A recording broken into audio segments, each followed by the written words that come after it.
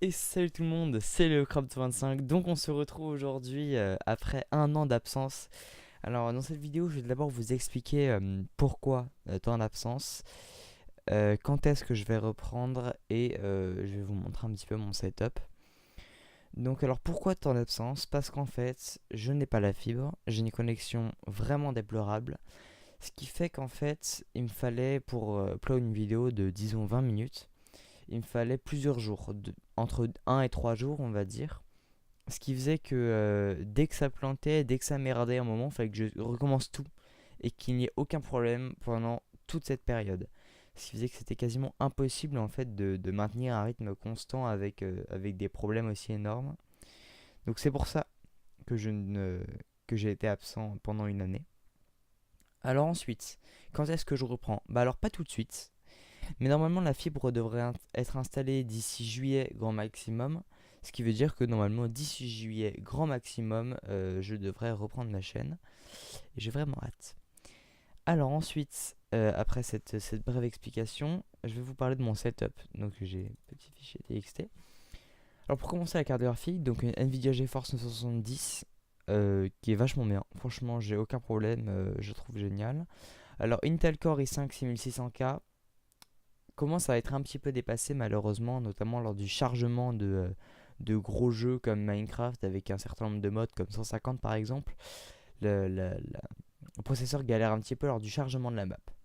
Après la carte mère, donc une Asus Z170 PD3, 4 slots de 8 Go de RAM. Donc moi tout simplement j'ai 3 barrettes de 4 Go. Donc voilà, pour l'instant j'ai pas de problème. Peut-être que je rajouterai et que je passerai à 20 de ces jours. Mais bon, c'est pas pour tout de suite. Ensuite, donc 3 Tera et 128 Go de RAM, donc 128 de RAM et 128 Go de stockage.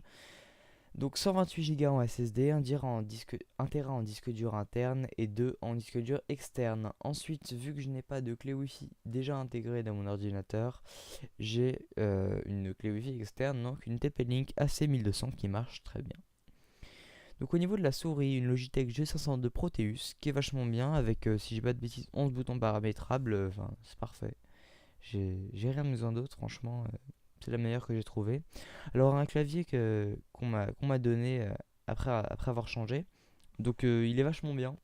Il est pas tout neuf et il est pas jeune on va dire, mais il est vachement bien. Donc le Logitech G15, il y a 54 boutons paramétrables, ce qui est beaucoup trop.